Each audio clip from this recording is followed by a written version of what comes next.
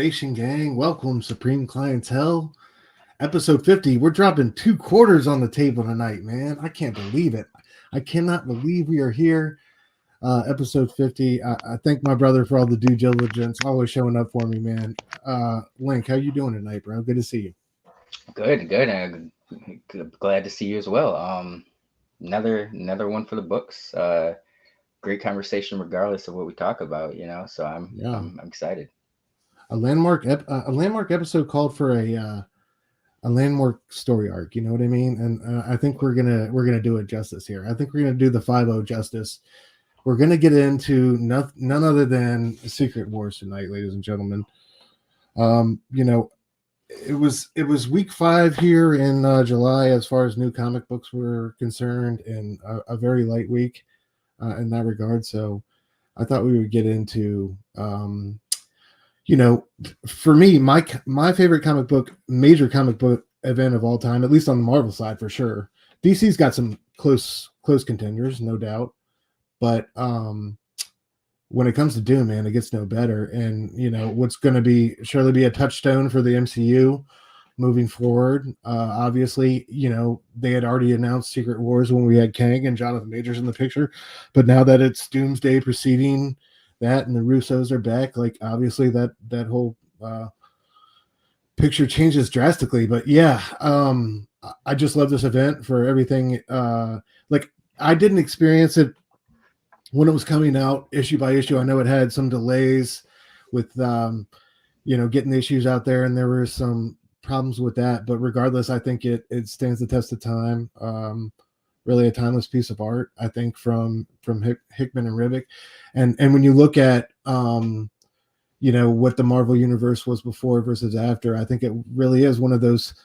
It moved those tectonic plates. It really did some things, and that's what you want from your events. You want things to be, you want a completely new status quo afterwards. And I think this did this in so many unique and amazing ways, and ways we don't really see we see, I think, in flashes and glimpses, but not, they shut down the whole publication line for this, and they gave everything to this, and we don't see that every day from the big two anymore. And I doubt we will for some time. You look at events like Blood Hunt and Absolute Power, it feels like they're loaning out like a third of the house, or a half of the working core to, or the creative engines to these events these days, whereas where you had something like this that was developed over, like, we'll get into it, but many Marvel retreats and years of planning. And I mean, it was just unprecedented, I think, for its time, and I wonder if we'll see anything like it again. Anyway,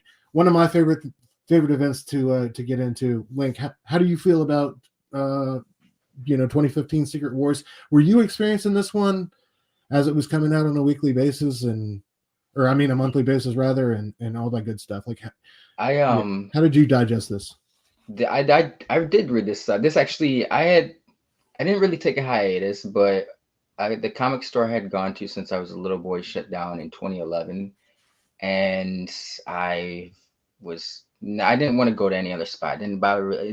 Where I lived, there really weren't too many nearby, and that one was like very close. So I was kind of like shit out of luck. So I started to read online. So between like 2011 to 2015, I was still reading comics, but I wasn't like a Wednesday warrior. Like if something caught my eye, I would grab it. Like uh, Uncanny Avengers was still going on, or that started in 2012. But X Force had just started shortly before my comic. Uncanny X Force had started shortly, so stuff like that. But Hickman's Ultimates. But it was Hickman's Secret Wars that made me become Wednesday Warrior again. Like I was like, I had to be in there that Wednesday to grab issue 1. Just because I remember someone telling me that it's gonna be like Ultimate Universe versus 616. I was like, no fucking way. Like I remember Bendis, Quesada, someone had said years ago, like I think it was Quesada, he was like, if we ever get to a point where it's like the Ultimate Universe versus 616, we've officially run out of ideas, And I was just like, That's crazy. they would never do that, Obviously it's for type, but Yeah, I was like, wow, they're going through with it. I've always been fond of the Ultimate Universe. So, and I kind of saw it as them trying to do like a new 52 for the Marvel at the time, Mm, which they had the perfect chance to do. I don't think they really capitalized on it. You know, it was like a no, I lukewarm agree. reboot with it. But yeah, no, the series was it was the fucking great swan song. You know, if they would have never like it's a good definitive end to like I know when Marvel comics will never end, but that's like at that point in time for that era of Marvel, it was like a nice little end for that chapter, you know. Yeah. Uh, yeah, I it's definitely one of my favorite Marvel events in recent years. I'm a little nostalgia plays with me, so like I'm very fond of like House of M. Like House of M, because the idea, Mm, like there's a lot of the whole alternate reality. Magneto's ruling, Doom, alternate reality, he's ruling. Civil War was cool, but as a story, it's cool. That's what I. It's not very deep, you know. That I yeah, appreciate it's what. Malar. Like, Yeah. yeah, I'm saying it's just Malar, bro. Like it's cool for what it did and how monumental it was, but as a standalone story, it's I think you get more out of like something like House of M. I think House of M kind of started the whole event craze, to be honest. Civil War solidified it, but House of M got that ball rolling. But no, I think it's up there with House of M. Anytime, and like you were saying, like it was planned years for years. Uh, Same thing. A lot of uh Brian Michael Bendis events did at the time. Like something that doesn't really seem like they do too much nowadays. Like things just kind of come out of nowhere. The last event I feel like they kind of led into, like it was kind of years in the making, was King in Black with Donny Cates. And you know, that was I actually still have not finished that, so I can't really speak on it. But yeah, I hear ho hum. Like some people enjoy Same. it, Yeah. they don't, you know. Yeah. I But read no, like a third of that thing, but it didn't see. Yeah, that's what I'm saying. It didn't really like everyone's read the this. art was crazy. Yeah, Like the art, you know what I mean? But unless you're on the yeah, new X-Men. But no, yeah, I think Secret Wars was the last true Marvel event where you know it felt like an event. Like you know this was going to be a game changer. You know, I've heard some. You know, after that they kind of started with the lazy ideas. Like the year after Secret Wars, it was like Civil War Two. It was pretty much Minority Report with superheroes. Um, I heard some good things about Secret Empire, or what I think it was. Yes, was that yeah. what it Nick was? Where, Spencer's joint. yeah, but it just seems so. They just it seems like that's kind of where they started the downfall of Marvel events at the same time. Because I just remember there being so many fucking miniseries attached to that, just like unnecessarily. You know, like do we need this title? You know, you got an Axis title and something. You know, it just kind of like when Spencer was doing the L&R issues for Amazing Spider-Man. That might be a Spencer thing, but I mean, no, I I don't hate the idea of like Cap as a Hydra agent or whatever, or like no, no. an alternate universe story like that. I just don't. I don't know. Yeah, that one was like I felt like that and Fraction. What was that event? Fraction was involved in like where it had That ideas and it had good seeds, but it just like it didn't feel like it had the full weight of the company behind it. Like fear itself. Yeah, yeah, yeah, man, yeah. you know what I mean? Like Fear Itself and like all these ones that we're mentioning. I felt like they didn't really like put down all their cards on the table like they did with Secret Wars, you know. No, no, And I yeah. think that's a testament to Hickman's genius because we'll get into it, but you know, not everybody was on, or at least hip to what was going on as far as like the pre-planning and the stages of production with this thing. So they're going to multiple Marvel retreats and hearing about Secret Wars and is this a thing and not knowing if it's really going to be a thing and if it's going to land and if it's any good. And then finally figuring out that it like the spine of it, like the essential core of it is really, really solid. And it provided everybody. One of the things I love about it is, and I don't know if they took advantage of it enough, is like the playground it gave everybody else to play in, man. When you Yeah. think about the amount, I think there's 56 some people in issue one. That opening cast, that they did those opening cast pages. Again, Mhm. we'll get to it, but they give writers infinite possibilities with tie-ins and other stories. Just think about it, man. The world is your oyster. Battleworld is essentially like Whatever you want to if some, I agree with that. I've seen like there is a lot of people there, not a lot, but there's quite a few phoning in miniseries where you're like, really, bro, this is what you could come up with when you, like you said, you got the world is your oyster. You can come whatever you've ever wanted to create or see as a Marvel story. This is your chance now. And then it seemed like there was too many. There were some cool ones, but with an idea like that, the whole line should have had just been crazy with the miniseries of that stature. Where it's like, oh, so like. The one that comes to mind that felt particularly lazy, there was a Squadron Supreme one by Mark Guggenheim. He's not one of my favorite writers to begin with. I guess he's just kind of always there. He did some Wolverine stuff for a while, and that wasn't too good. It wasn't bad, but it's just kind of like Benjamin Percy. No, I know some people like his run, but I gave up on that one. But it was just Squadron Supreme, and it just felt like, I don't know, like some of these people, I don't think they could grasp the concept of what was going on. It's like, we'll have them cross into another territory, and that territory fights with each other. And I don't know, but then there was cool ones like the Civil War one with Charles Soule and Francis Lanoux. Like that was like, what if? Essentially, they were like kind of what if stories, but it was like, what if the Civil War between Tony and Steve had never ended? What if it had continued like 15 years later? Like, what would the state of the world or these characters be like? And it was like completely different, actually really cool. But it was, I don't know, they definitely missed their mark with those miniseries. I agree. That was a good point that you had brought up. Yeah, I mean, I thought they had some good ideas, but at the end of the day, I thought it was definitely like a unfulfilled opportunity. But anyway, let's get into I guess the genesis of this thing, right? This thing got kind of born out of a conversation between Brevoort and Jonathan Hickman. Hickman pulled over in a random parking lot and started talking to him about this idea. At this point, he's coming off of Shield and Secret Warriors, right? He hasn't even, and he's about to take over Fantastic Four, but he's really not even there yet. But so that's how early I guess the seed of this idea is. He wants to do a Strike Force Morituri book. Guys, I had to look this one up. Now, I had never heard of this. Meets Exiles. That's what I want to do. I want to do this book where everybody dies every issue, but each issue takes place in a different reality. And Brevoort says the event wasn't even an event at first. It was an idea that he had for a book, and it was really early. And I think this is the genius of Hickman right here. He decides to just the germ of the idea, he can tie it into a high concept Secret Wars thing, and just to throw it back to the original Marvel event that really like started everything. I think is like the whole genius in this thing, and like the way he is able to take that and structure the history and maintain legacy while telling something new is just genius and brilliant. And how Fantastic Four, Reed and Doom, the first seeds of the Marvel universe, right? The very first things we got are the driving forces of this thing, and really, the engine behind it all. I just thought that was genius from him, just as a Marvel fan and a writer. You shocked me with this backstage, but I got to speak on it again.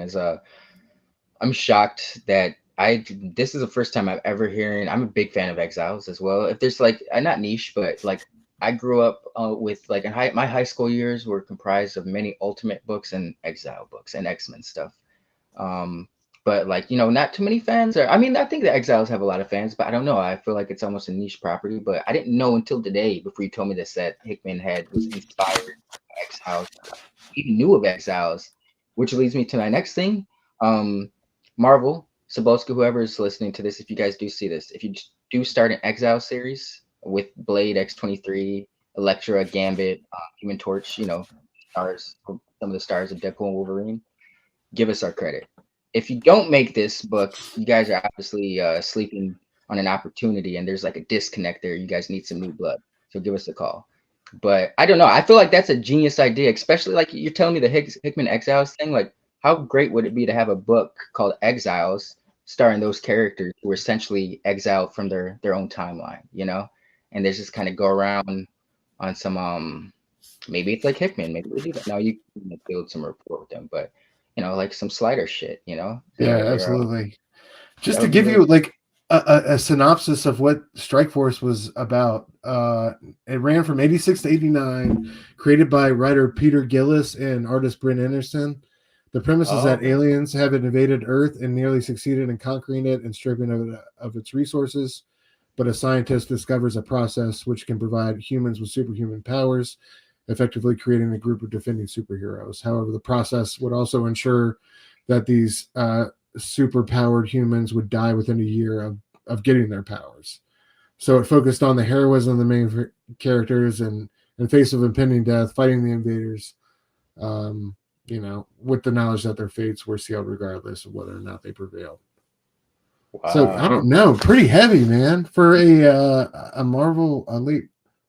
I think just in the wave of that at that time with Dark Knight Returns and everything, where we were really trying to make comic books grown up and about something. I don't know. This sounds like a great series to go back and revisit and reread. You know what Yeah, I I mean? didn't. I had never even heard about that until just Same, now. bro. Like Strike Force Moriarty. It definitely sounds like it's something up Hickman's wheelhouse. Kind of reminds me of Gods a little bit. Like he could have. I mean, Mm, Gods number one, but just the idea of it, I don't know. I feel like he would have been inspired by that to make yeah, Gods. I'm fascinated by this though. It looks Yeah. really cool. I was just reading off Wikipedia, nothing crazy, but yeah, I don't know. It makes me want to go and pick this one up. But it ran for 31 issues from December 1986 to July 1989. So I don't know. Definitely want to go check that one out on Marvel. See if they have that one on Marvel Unlimited. That would be a good one to access on the app. Yeah, so let's keep moving the train along. So all of this, first of all, guys, I'm pulling all of this or most of this interview stuff off a fantastic long form oral history of Secret Wars from Sketch, SKTCHD.com.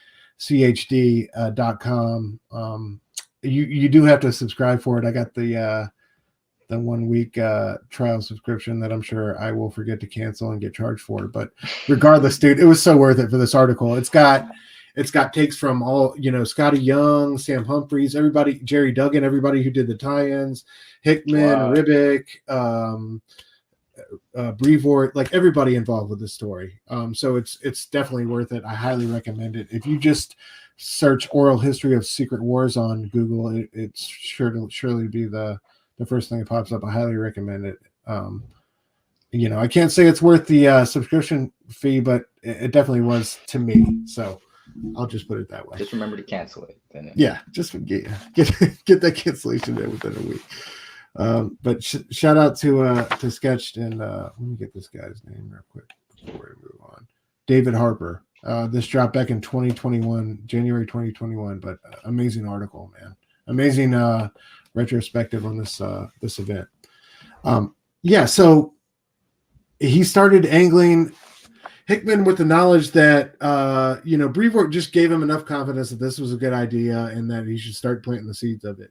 And he didn't even know that he was going to be, when he started planting the seeds of it in Fantastic Four, he didn't even know he was going to be moving on to Avengers New Avengers. That whole swap up came after Avengers versus X-Men at a Marvel retreat. So if originally he was planning to include the seeds of it in what ended up being his the last issue of his Fantastic Four run, number 611, with the Parliament of Dooms, he was going to go on with the mythology of that. Who is it? The Robin. It's like Ra's al Ghul type of name. I forget what it is. Wow, bro. Yeah, the Robin Alal and Doom. He was going to make that a huge mythology arc, and then the next arc moving on if he stayed on Fantastic Four. But they had a Marvel retreat, and Avengers versus X-Men was coming together, and so like they were like, "Do you want to do creator swaps?" And Hickman was game for that. He was like, "Yeah, fuck it. I want to jump off Fantastic Four and do something else. That's cool." He didn't know it was going to be Avengers. He wanted to tell a Secret Wars story. So when Brevoort came to him with that, he was like, "Oh yeah, I'll do my Secret Wars book and the New Avengers." And he ended up managing, of course, Avengers and New Avengers. It's just really incredible how many seeds and the structure and the backbone for this book, like how many different titles he put it in throughout the Yeah. course of however many years, not knowing what was happening, and like he says, I like chaos and change and working in that kind of environment. I think it's very conducive to creating interesting work, and I love that. And I think it's true for him. I don't know if that works for everybody. I don't know if everybody would be good at having a planned story arc and then getting called to switch up. But I love how he ran with the he just kind of rolled with the punches there after Avengers with X-Men and took over, because the New Avengers arc to me is brilliant. Just rereading some key issues of that for this was so satisfying, man. That's like, if because there was a few books leading up to Secret Wars, but I'd say if you had to read one book leading up to Secret Wars, it would have been his New Avengers. That chronicled the whole Doom strange journey, gave context of even referenced the Fantastic Four bits. But no, yeah, that's that. It's kind of hard to he started off with telling the story in Fantastic Four, right? So it's almost feels like it's a Fantastic Four story, but the way he worked certain elements in, like different titles, like the Avengers, Shield, but they're still their own books, but telling this grander story at the same time. That's hard to do. Not many writers can pull that sort of thing off. Not many, like hardly few. It's that's still, that's what I'm saying. I wish we could see that today. Like maybe we get spoiled and we're just like, oh, this should be standard. When that's in reality, that's not like an easy feat. Yeah. Like you said, not everyone can or thrive in that type of environment. But that's very interesting, because the whole Fantastic Four thing, like I can definitely see how that would have worked had he stopped at 611 and went with the whole. Essentially, what happened in New Avengers would have been fine in like Fantastic Four. Maybe they wouldn't have focused on like the Avengers open up another avenue for them to kind of make the story bigger, but the whole Doom aspect with Strange and finding the Black Swans, I feel like that could have been told within like the Fantastic Four mythology, like he was saying that he wanted to build. That's interesting. Then I gotta check this stuff out. What is this called? Ship or Sketched? It's SKTCHD.com. All right, yeah, I'm definitely. Yeah, I'll send it to you after the show, man. It's It's definitely worth checking out. It's a crazy history. But yeah, so he moves on to New Avengers to tell the story. But I just love these two bits from Sam Humphries and Duggan and Scotty Young. Sam Humphries talks about the retreats, right? And he says his first one was the second retreat where they had talked about Secret Wars. And it was hushed tones. A lot of people didn't know what was going on or how it was going to be pulled off. And, it reflected this mystery. But, I love how he says that John was extremely ambitious about how vast this was going to be. They knew that, like, Hickman was gunning for or he's swinging for the fences, essentially, right? And then he says, like, a retreat or two later, there's one where they finally get the full scope of it. What it's going to be, how it's going to relate to all the things that he had been doing, Avengers New Avengers. And, it was a big payoff after 2 or 3 retreats of not knowing what's going to happen. Are they going to be able to pull it off? And, like, the essential core of this is really good. And Duggan and Scotty Young had, That's cool. similar things to say. Yeah, I love it. Like, this is from the article. I love how they did it just like the book does. But yeah, Secret Wars is coming, and like he's a monster. He's not looking to cancel your books, even though that they were kind of rewriting the Marvel line with this, and a lot of people were scared for their jobs, right? Whether they had been doing them well or not. But and I love what Scotty said. I've been going to retreats for a long time. This is like one of my favorites. And, that we pulled out the whiteboard and just started throwing titles and stories and random one-liners out. I think we created something like 180 plus comics over 3 days. It was like being a kid again. Like, I just love those legendary stories of Marvel retreats. And can you imagine being a fly on the wall and first hearing the pitch, like what it's going to be like? And, I love, there's a quote I didn't include. I think it's from like Nick Lowe, where he's talking about, Jonathan Hickman, when he gets to pitching and like explaining things, he gets real cavalier and real charming with stuff. And he's like, when he's talking about the incursions, he's like, you know, and over here we'll just have like planets colliding and people dying and stuff. And like when you're talking to publishers and like all the money in it and the corporate people in the room, you're hearing just like you're Like, just wait a out here minute. destroying universes and characters. It's Like, we like need them. nonchalant.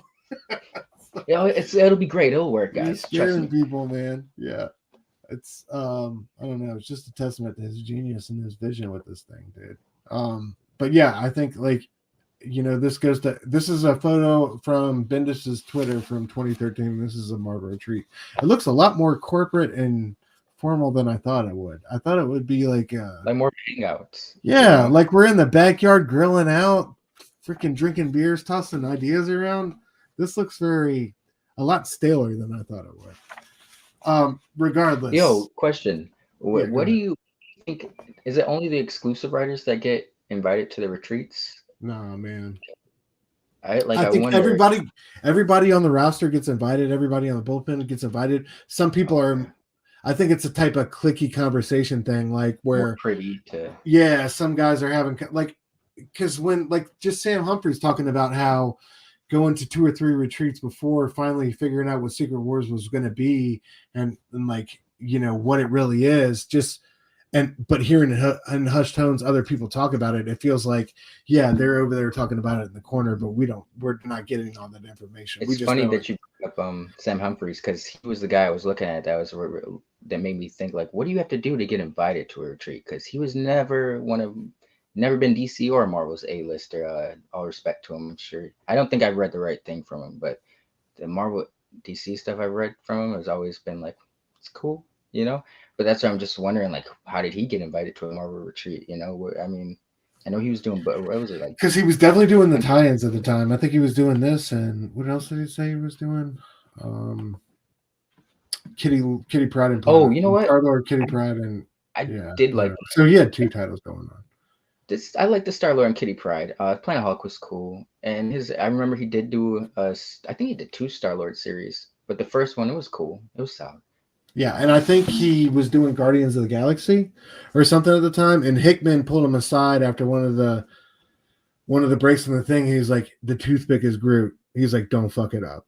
You know what I mean? He told him, like, because he was writing Guardians of the Galaxy at the time, and he like gave him a heads up, like, the toothpick is like not just Quill being Quill, it's Groot, and he's gonna be a significant part of the story later on. Don't fuck that up. He was like, all right, I got you, bro. I got you. So like, yeah, I don't know. It's crazy how many of these little details. But then there's the parts of Secret Wars where I felt like somebody threw him a good idea and he took it and threw it in the story.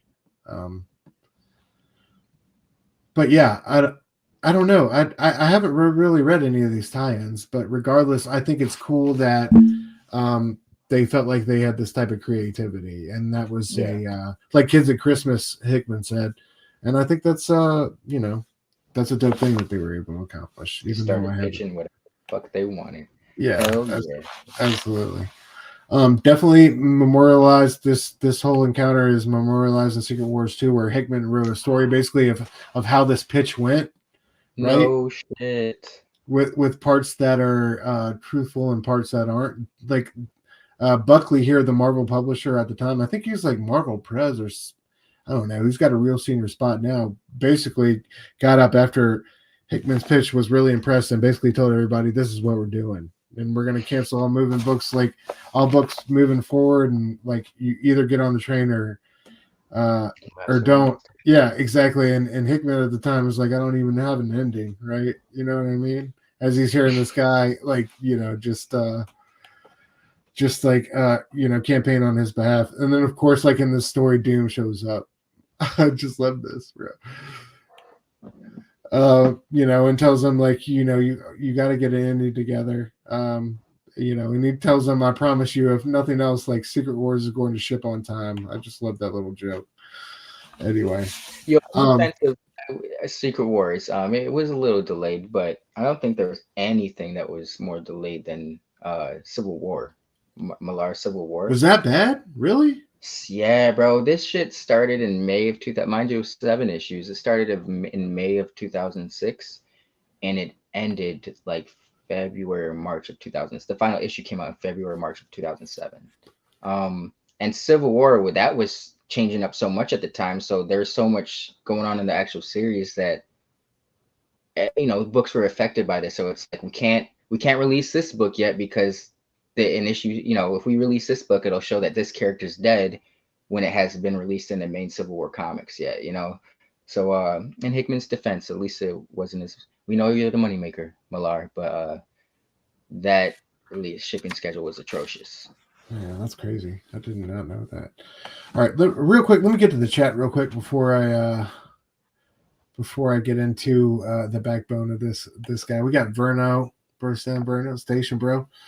Link, you're gonna be on with me tomorrow for Stir of Echoes? Yes, sir. Oh yeah. Check me and Link out tomorrow. Blood Splatter Chat. Oh yeah. Blood Splatter Chatter, 9 p.m. Eastern, talking about Stir of Echoes.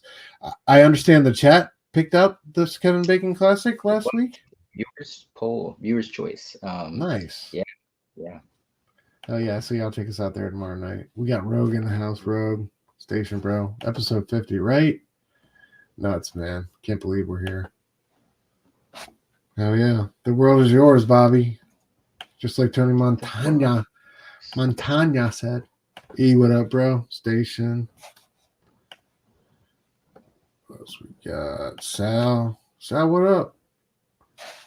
They were camping out, right, bro? Like I thought it was like so much more than just like, and that just hold on, let me pull it back up. That just looked not fun. Too corporate, bro. That's not what I at all envisioned in my head. Like I thought it was like I almost thought like, should I include this? Is it true to like the spirit of what I'm trying to get across? It doesn't feel like it, but it really. It's like you're just staring at. It's like, all right. If this idea doesn't land, man, I'm just gonna be staring at this dude for the next 6 hours. It's gonna be brutal. Next Station, bro. Oh yeah. Thank you. Yeah, man. Big 5-0. Yeah, I hope so. It's about time. But yeah, all right. So we got into Hickman's experience here, his breaking the fourth wall. But New Avengers #1, 2013, I believe. 2 years before. Yeah, it was like end of 2012, early 2013. Yeah, 2 years before Secret Wars even shows up on the map is where the seeds of all this, everything dies, literally. First issue of this this run is so important. We learn, of course, about the Illuminati in the very first page, and T'Challa here, the Black Panther, having a disagreement. What happens when you guys disagree about how to save the world? What happens then? I'm telling all of y'all, walk away now. Of course, nobody does. They all stay there. But I love that prophetic bit of foreshadowing at the beginning of our issue. And then, of course, Steve Epting, just great art here with fantastic. Yeah, man. Everything dies, like the core driving theme of Secret Wars, or at least the first half, 3/4 of it, right? Before things turn around. But I just love how that theme repeats itself over and over in a myriad of creative and interesting ways. It's beautiful. It's inevitable, and I accept it. We see, and really, that's all we get is the first 2 pages are Reed just doing his little sad speech about everything dying, everything being hopeless, and then we go out to Wakanda, where 3 of Black Panther's, I guess, or Wakanda's best recruits are vying to. It looks like some type of Black Panther sweepstakes, or it's definitely like some coveted spot. I don't know if we ever learn exactly what it's for, but they get to this landmark, and there they find something else happening. Right, there's this other device, and this rhino comes charging through the fold, and when T'Challa kind of breaks the shield or whatever and steps through, he sees another world right on top of ours, right? And then these other superheroes descend from this world, and they're just kind of posted up. T'Challa's trying to spy on them at first, and then the recruits aren't letting that happen. I love, I think it's like some type of future astronaut explorer program or whatever. T'Challa tells them the future is on the stars, and he tries to keep that one boy quiet. Oh, sorry, go ahead. No, no. That might remind me. I think what that setup was, because I haven't read it too much, but I know at one point, the Tahisi Coates Black Panther run, they like found their own planet, like Wakanda had their own planet. Bob, Yo, I think that was the set up. intergalactic thing. Yeah, Yeah, that was it. that's a Maybe good that was a call. breadcrumb that Tahisi Coates took from Hickman's shit. I think that's dead on though. Because and then the one boy, like they kill the two of them pretty, these superheroes do pretty, and their cadre of other superheroes slash supervillains, and their soldiers, and then Black Panther tries to teleport with one of them, and they don't get away. And as he gets shot and killed, and as he's dying, he says, "What do you see?" And he says, "The stars. I see the stars." So like, yeah, I definitely think that's part of it. Foreshadow. Yeah, absolutely. Good call, Yo, man.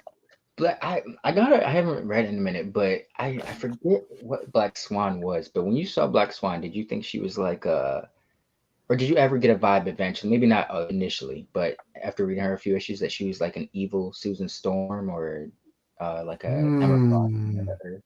I don't know why, because I it don't Susan Storm, I love that, dude. I didn't even think about that. Emma Frost definitely just from the outfit and the vibes and all that, but I like the how she killed the dude with her like heat ray vision. Like I don't know, she was definitely an enigma. I like the Sue Storm opposite though, man. I right. It like would have that it idea. would if had it played out like that, it would have kind of been cool because That would have Doom. been definitely been cool. Absolutely. Hell yeah.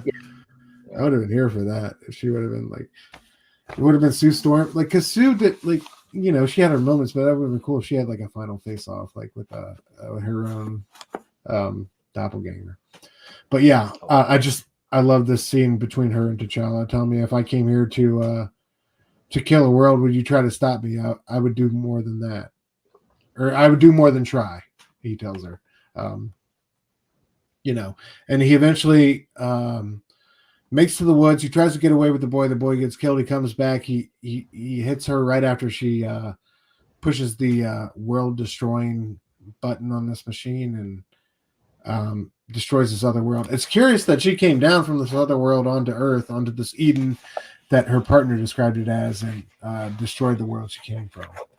Um, but yeah, T'Challa sees this, and I love where we go from here, right? And this just his narration, goddess, oh goddess, uh, you know, save me from what this world demands, save me from righteous men. Such a great line, dude. Save me from thinkers. We see Reed Richards. Save me from summoners. We see Doc Strange. We see all the members of the Illuminati, right? Save me from Midnight Kings, Black Bolt, Always like that. That and the devil himself. And he sees his own people, like himself. Um, I just save me from whatever what we're about to do. And as the Illuminati shows up, like it's too late. Obviously kill everybody's world. here, and yeah, man, we're gonna have to kill worlds to survive, and that's eventually what it turns into. And I love like how before we get to Secret Wars, all these guys turn into monsters, but they turn into monsters from extensions of who they naturally are, right? Tony and Reed and T'Challa. T'Challa tries to save Wakanda. Reed tries to. I mean, Tony and Reed are trying to solve everything slash build their own But world killing devices. Caps all over the place. I think it's fantastic how Namor, the Cabal, how they all come through this. I think it's fantastic how they each kind of play true to who they've always been in the Marvel universe, but they're not really heroes in that sense by sticking true to their character. They're oh yeah, monsters, dude. bro. I remember reading like well this first issue. I remember because we'll get to it, but Cap's whole speech. And I was like, yeah, there's no way you guys are gonna be able to go through with it. Then they did what they did. Then they kept going through with it. Like I was like it was like a mission. Like every couple issues up, we annexed another world, guys. Good job. And I was like, wow, like these guys they're superheroes, but they're out here just. I mean, I like that because it kind of was like it played into the whole Illuminati thing. Quite like here you guys go again, doing some shady shit for a just cause. So you say without letting anybody know, like you guys are the tastemakers. Um, Yeah, that was a lot to weigh on. Just because it was an interesting time because they're trying to save the world or the world's life itself, creation, but at the same time they're still going through like petty squabbles. Like you still had fucking Panther and Namor trying to usurp each other, like kick the leg from underneath the other and any opportunity that they got. Even when time itself was at stake. Um, yeah, they really did turn into some monsters. Like it was Yeah, just I the lead up bro. was great.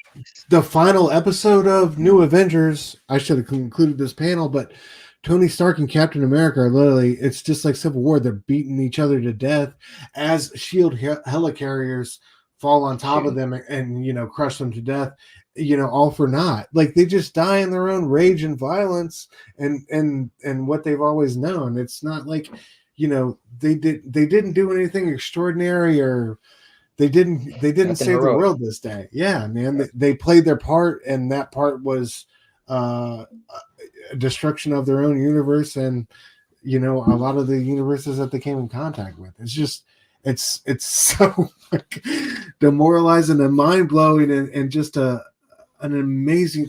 I just think it's so poetic and beautiful, man. That these characters stick true to what we've always known them to be, and in that way they become monsters. I think it's glorious Yeah. when we've known them to always be heroes when they go to default. You know what I mean? Mm-hmm. So yeah, I didn't include really any more of the New Avengers run, but it's out there. I think if we go, hold on, I have like 30, 40 something issues. 40, yeah, bro. I think it's 40. 42, 43. I think it's 44 is the last one. June 2015. Yeah. Yeah, that's when we got Cap and Iron Man fighting to the death. And literally the last caption in that book is everything dies. So as we move into Secret Wars #1, we stay true to where we started. Yeah, let's get to that chicken, man. An amazing issue, right? Yeah. Esad Ribic on the art. A cool part about this is the colors. Ivy Savorsina, I'm totally butchering that name, Savorsina or whatever, would come over to and do all-nighters with Esad at his house and color alongside him, next to him. And so Esad, because he felt like if he got colored the Marvel way, it was going to turn out horrible, which I think is a great call.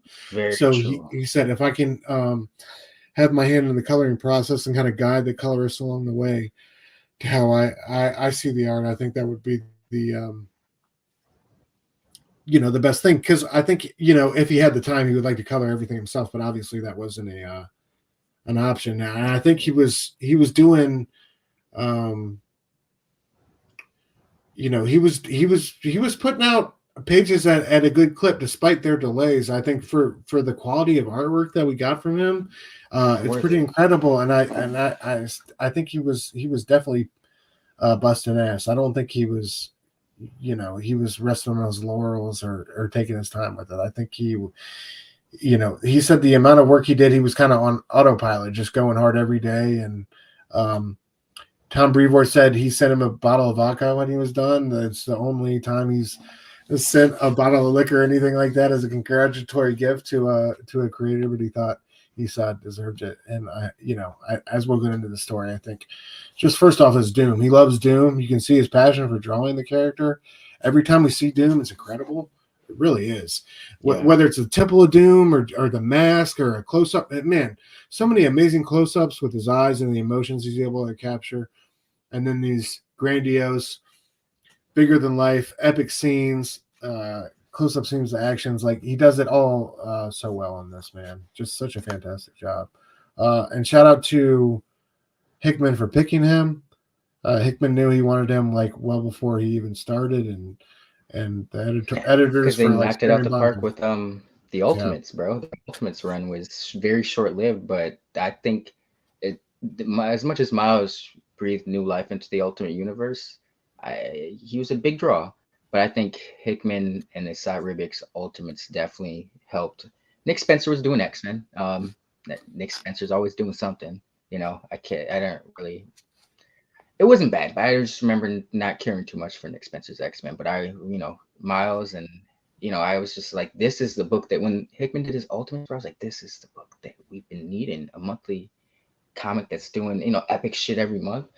I mean, now you had me thinking, like, now that we're seeing, like, he kind of had Secret Wars planned before he even came on to Avengers, which happened early 2013.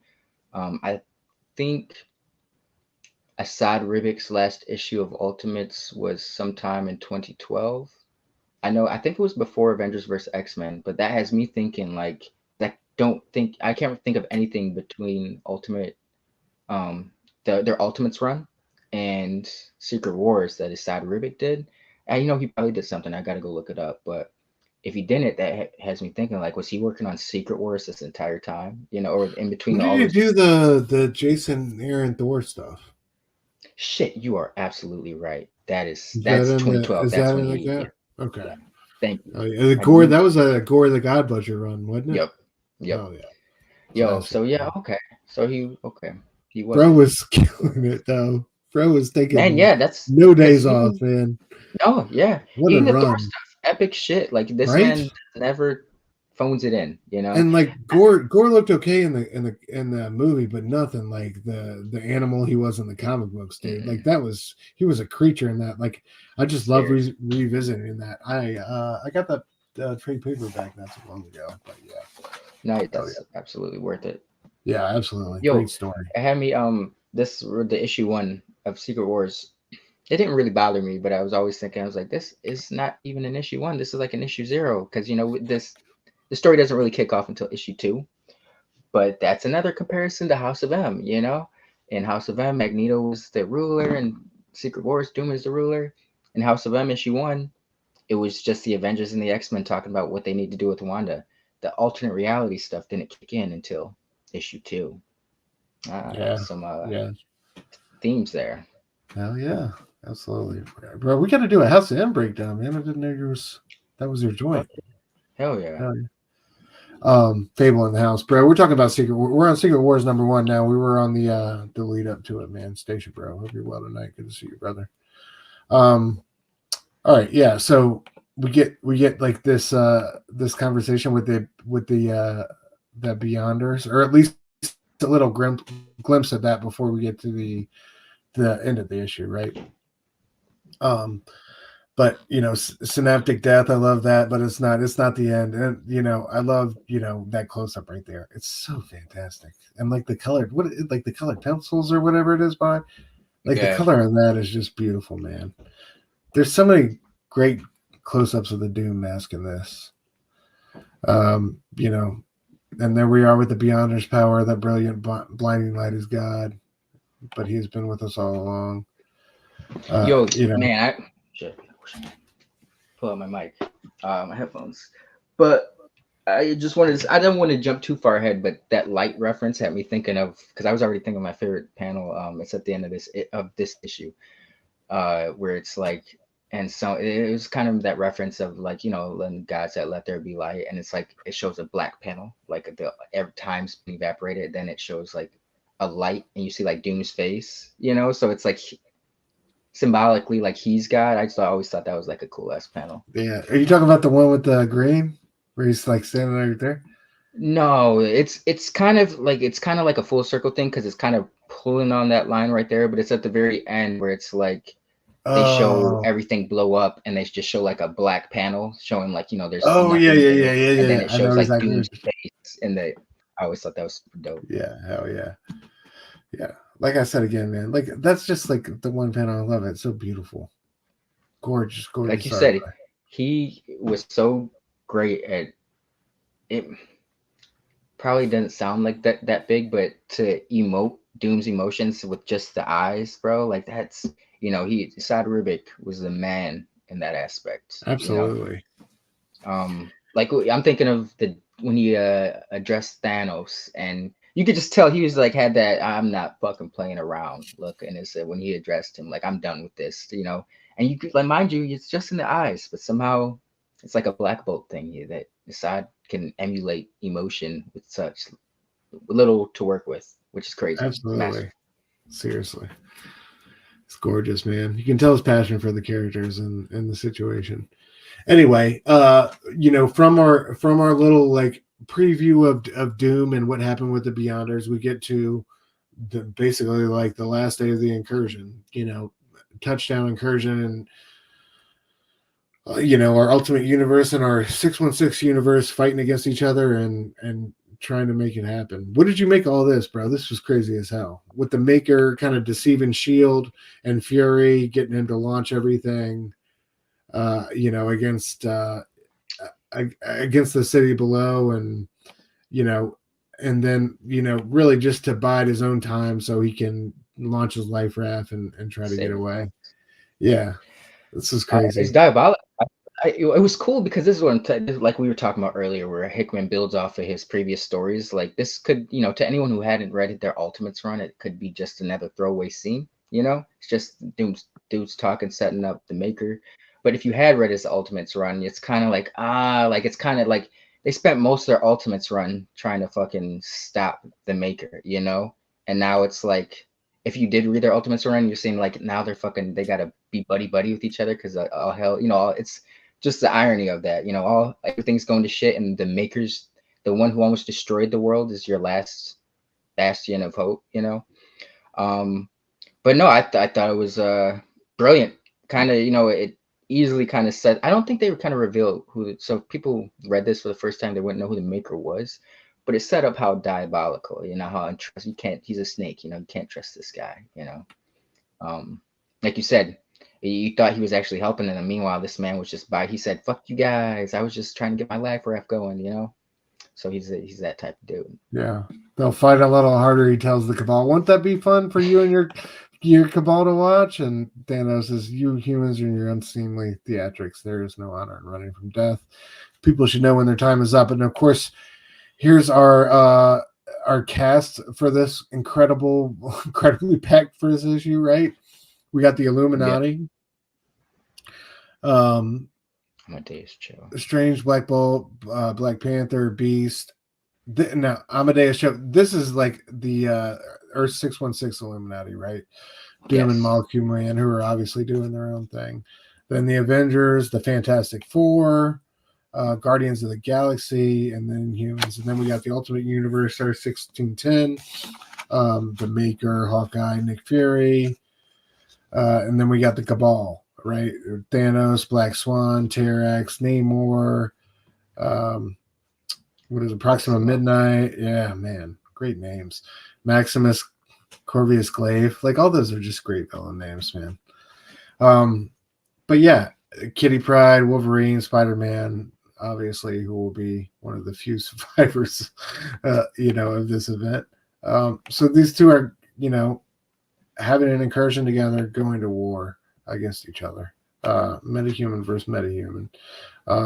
Meanwhile, at the Baxter building, Reed Richards built a life raft with, he's trying to get all the essential, he has essential personnel on this, scientists, resurrection protocols. You've got like all sorts of, second chance, creating life somewhere else type of people, essential personnel on this life raft, right? Some of them have refused to come. Some want to stay on this earth, but they have who they need, and they're trying to take off. Despite all this war and destruction going on around them. Any thoughts on these early panels, bro? And these guys kind of essentially giving up and just hopping in a life raft and trying to make it happen? I mean, they were all out of options. You're not used to that coming from these guys.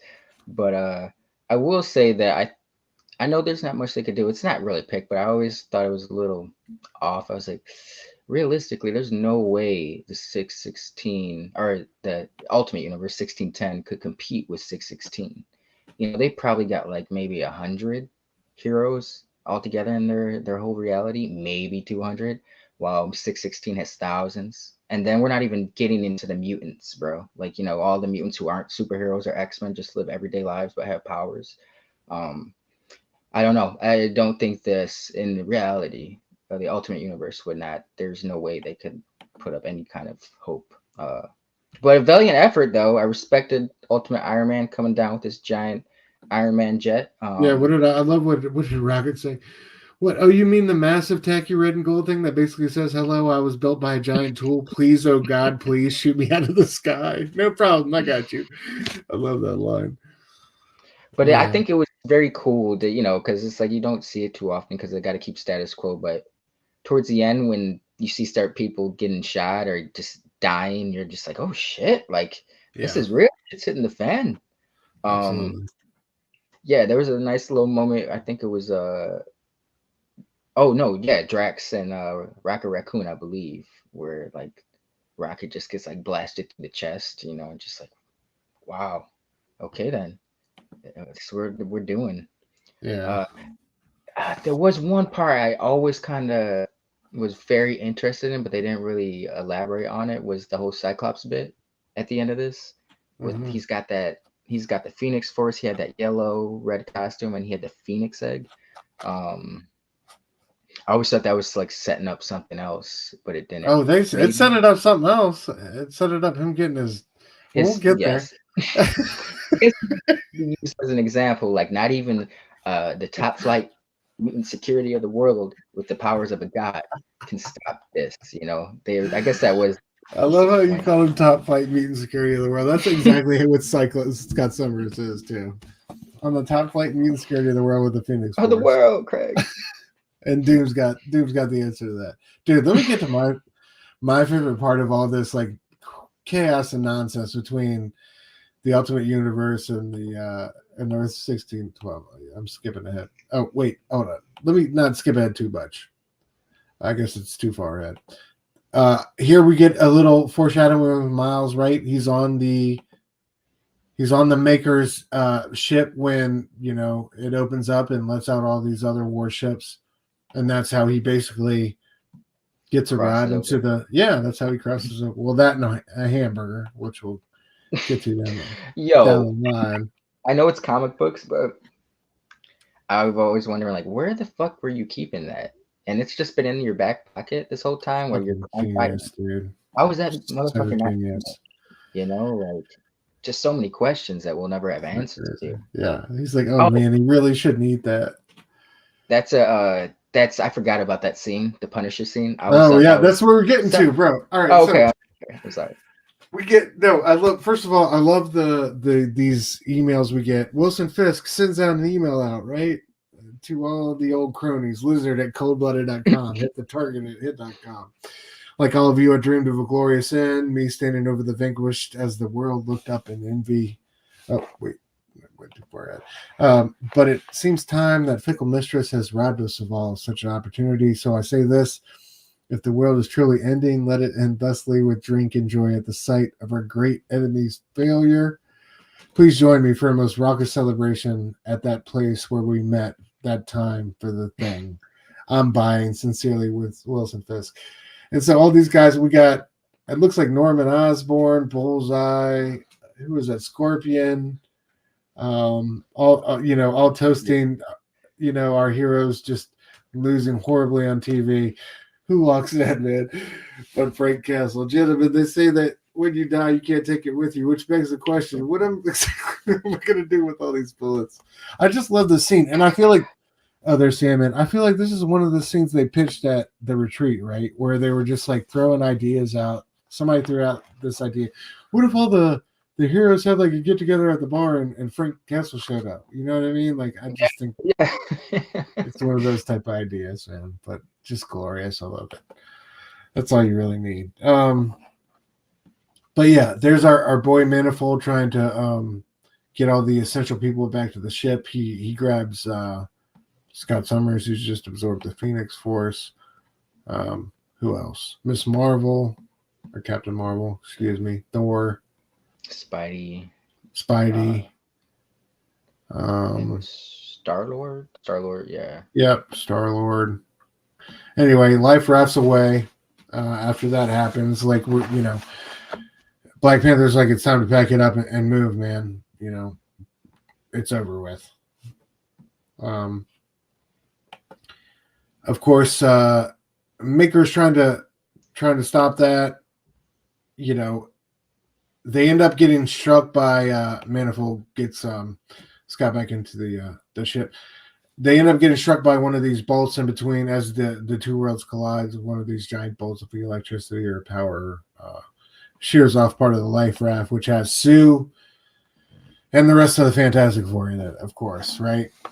While Reed's trapped in the rest of the ship, kind of piloting it with Black Panther. Tells him to put the shields down, that he's going out for his family. You only have a few seconds before the entire raft is compromised, and I'm bringing it back up. We're not gonna lose the raft, for them. I love how Sue's holding it there and things looking at her with the kid. Dude, such a great scene, man. Thought it was kind of irresponsible of Johnny to flamed on in that moment. Like, you might be burning precious oxygen, bro. What are you really gonna do in flame mode at that point? Hey, bro, great call. What a selfish prick, man. That's that youth in him. You know what I mean?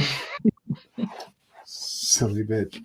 That's a great call. He really is burning up. Like, the whole world is right there inside her bubble, man. Like, it's you in the white hot light of creation, bro. Right. Like, what are you gonna do? Burn it? And then just epic, man. Like, her losing her grip on the bubble, and it just dissipating into nothing as Reed's extending his arm and trying to pull her in. I like that moment where Reed's kind of like, because he does get talked about how he can be a little cold emotionally, but when push comes to shove, like he always does, not always, but most of the time you can tell he's a man who really, he just has a hard time articulating his feelings. But like this little instance, like off, instinct, he's kind of like extending himself into the white hot creation energy, without care for himself. But I like that moment because you can tell Reed, he's like someone who needs people around, doesn't want to interact with them too much, but likes having them around, like that safety of knowing they're around. So it's like without them, they're his rock. So it's like he's kind of aimless. So that was a great moment. Definitely sets the got the stage. ball rolling. Yes, yeah, it does. Yes, it does. Great shot right there. Like we said about Ribic and the emotions he's able to pull off, man. Just a great shot. That's all you need. Yeah. To understand what just happened and what the stakes are. Then we have this great narration, as you were talking about at the end of the issue, bro, where I believe it's Reed talking, right? You spend your entire life looking for that perfect someone, and when you find her, you think you'll never love anything more.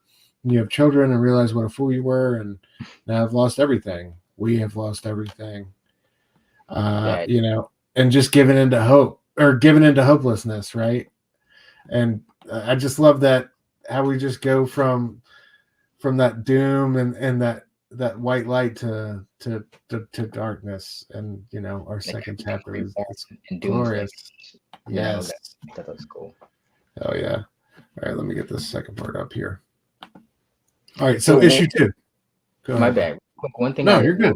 Criticize about Secret Wars is that it was almost too massive. It's like, did everybody here? I don't know. Because certain people in certain series were aware that this was a patchwork world, they remembered their other lives before the end of time, but some people only knew Battleworld, like, oh, Doom is Doom, they'd say,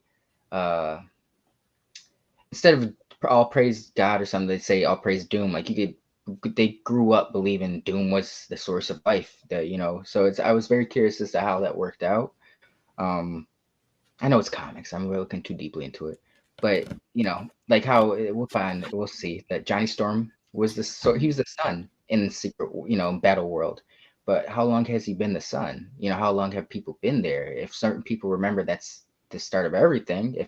That's why I was confused. Did he rebirth everything, or did he just It was always something I wish would have been cleared up a little bit more. I can understand because it's a jarring transition from 1 to 2 for sure. Yeah. Um, hold on, we got Pedro in the house. Pedro Station, bro. Oh yeah, y'all go vote for Pedro for best community supporter out there. Always showing up for all the homies, man. We love you, Pedro. Hope you're doing well, bro. Bobby says, yeah, it's crazy. You can't overthink it. It is because it will boggle the mind. But I think Link brings up a good point. They could have done a little bit better job, I think, kind of easing us Framework. into the Yeah. the whole. But I think by issue 3, we start to get comfortable where things are with our exposition and world building and understanding what's what. And there's still like so many cool moments where he's doing that, or that character's that, or you know what I mean. But at the same time, just giving us like a general like a layout of what happened, and what Doom created, dude. Just like even have like a map on the first page of like a Battleworld or something like that. You know what I mean? Like, yeah, exactly. There you go. It was just like a few years too late. Like, yeah, we needed an info page, man. But I think that would have gone a long way because like we just get and this is cool, and it's cool to read in hindsight because you know the story, but like just like it's funny going back and reading, especially on the internet, like getting to the end of this issue and people are like, what the fuck is going on? What is that? Like people are just kind of like, how long have they been on Battleworld now? Yeah, exactly. Yeah. But issue 2 starts with our Thor core. We see a hammer firstly getting made, and then a Thor being worthy enough to wield it. And we found out like hammers are basically, this god plucked the stars from the sky and made hammers with them, and the Thor core is essentially his police force, right? There we see them all for justice. And this older Thor and this younger Thor will kind of be our narrative. I guess our narrative explanation for what's going on here in issue 2. That they'll kind of guide the way for us a little bit and show us what's going on just a little bit. We definitely could have used, I think, another character to see the world through, but regardless, it definitely works. Like I said, dude, Temple of Doom looks fucking magnificent. Look at that, man. The lighting, bro. What? Yeah. Sheesh. So great. And that's like half the page, right. That's not even like a full page. But yeah, so the eyes of God are always upon you. So make sure you keep the peace, right? So I don't know if this was Odin or this is just the oldest Thor. Or this is Odin without a memory. Did you feel like this was Odin without a memory? Like this was I took that as Odin. Okay. Yeah. Okay. Yeah. He unfortunately I guess he's like the oldest of the bunch and the one to respond to the more major threats, which ends up getting him in trouble later on down the line. Anyway, I love this Ribic art of Castle Doomstot. I love the scale there. Looks beautiful. And then here, when we go like into this anti-gravity pool to discover the ship that's crashed, I think it's Hickman said he gave this script to Ribic and he knew exactly how this page was going to come out. He knew like when he saw it and he got the first visuals for it, he knew like they were on the right page. Yeah, man. And I think that's just so true. I think it's a glorious page, right? They go down into this pool to find this crashed vehicle and gravity reverses. They know it's from the old world, like it's from before the creation of this universe. So like, and parts unknown and all this stuff. And so that brings some curiosity about. Then we switch back to Sinister and the Braddock trial. I love this little bit, Bar Sinister. Bar Sinister. I love Sinister in the story, man. So like I love this version of him. Yeah. He's a sassy Sinister, but it's like some people make him a little too sassy, Hickman gets him just right. the Britain stuff real quick. That was another cool thing because in his Ultimates run, Braddock Brian had died early on before Hickman came on, but he was the original Captain Britain, but he died. So in Hickman's run, he made Jamie the new Captain Britain, you know, and he was in the OG get up, and it was in the, it showed them standing side by side to each other, but that was what was cool about it was because it's like if I've been reading Ultimates, you're like, oh, that's that could be Ultimate Jamie, you know. But it was just cool to see the Braddock brothers standing next to each other because I was a fan of Captain Britain's. I guess you could say this costume he got in Captain Britain and MI13. It just had like the angular thing, you know, but it was just the angular British flag, and like just Yeah. all navy blue. But I thought it was cool. It was like you got to see both. Well, not the OG Captain Britain costume, but those Captain Britain costumes are cool. You know, they work, and it was cool to see they're both Captain Britain brothers. That was cool. Yeah, absolutely. Like and I think you can see Ribic's shortcuts here on the right with things like this. You saw this a lot where it just get like kind of like a head, you know what I mean, and very little background. I'm not even mad at that though, because it still works for me. Oh, absolutely, Um, yeah.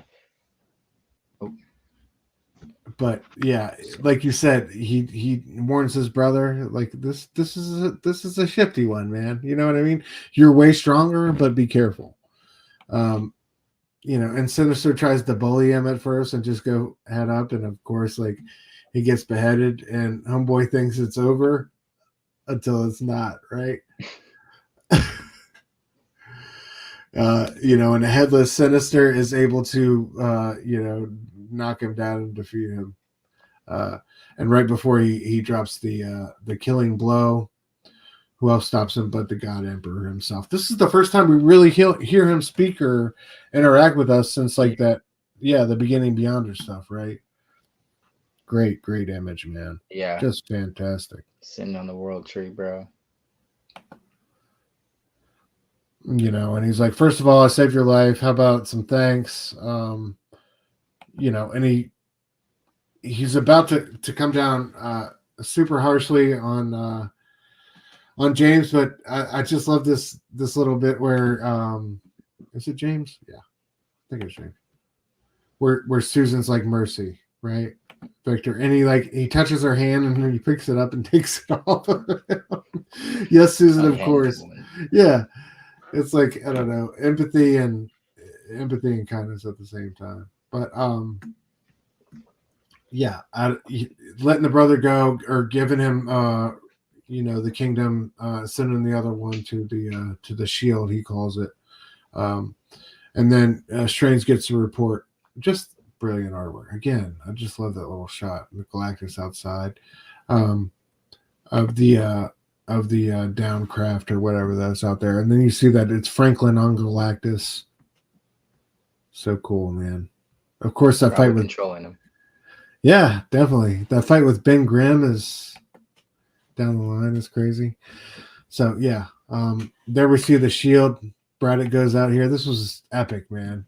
This was a cool because Game of Thrones was really big around this time when this came out, so I thought this was like so. Oh shit! Yeah, good call. And just explanation of what's on the other side of the show. Like this I won't ruin. I'll save it for the visuals. Hopefully, you got what happens next. Where they. Oh yeah, for sure. I got all this. Yeah, but that I always thought I wanted to see more of that. I was like, oh shit, bro! Like, what's that like on the other side of? I think they did a miniseries that kind of went into it, but not of the nature that I wanted to see. Like, I wanted to see Jamie Braddock's story and what he did next. I mean, his story probably ended shortly after, but I don't know, just so many. It was just a great visual. And then the origin story behind the shield. We'll get into that. That's okay. Here's what Susan Storm, right? She's in love with him. Val and Franklin are his kids in this world. But are they doppelganger? Are they all from another reality that he just took under? Or did they grow up on that world? Are Franklin and Val really his kids in this? You know what I'm saying? Like, even though Val and Franklin are a product of Reed and Sue, you know, I just get confused with some of these. once again, I know I'm thinking too deeply. I still enjoy it, but I just ask questions. It's not how my mind works. Because then I I try to don't get know. It's interesting though. I feel like, how do you not go, even if you are like, I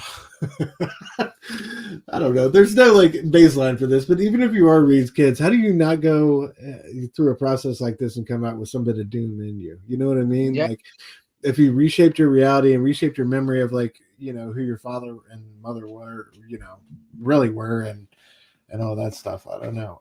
It's definitely interesting to explore those ideas. Yeah. Yeah. Hell yeah. But yeah, I love this. Like, the Thor's been talking about how he saw this, how he saw Captain Britain from the street one time, and imagine him a god, or if not a god, at least something greater than just a man. And Britain's like, and now you get to watch me fall. Look how far you come, right? It's just crazy.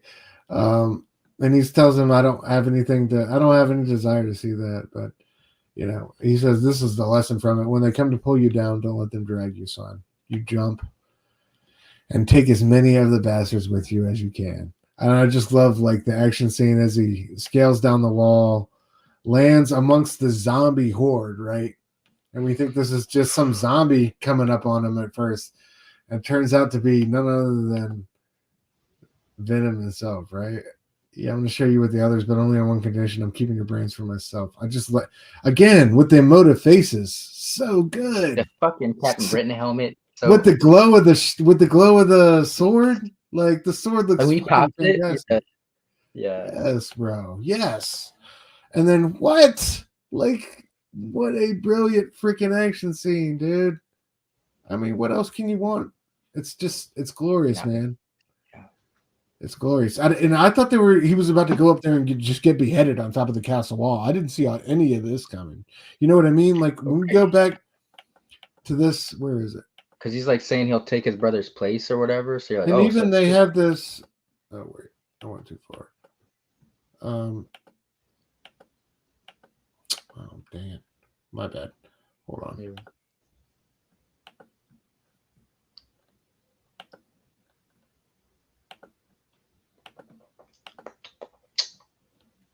Let's see what's going on. My bad, guys. Let me get this. Oh yeah, great artwork by me, absolutely.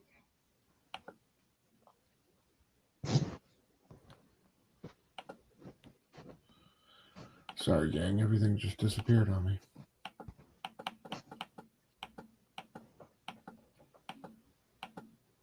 Okay, right here.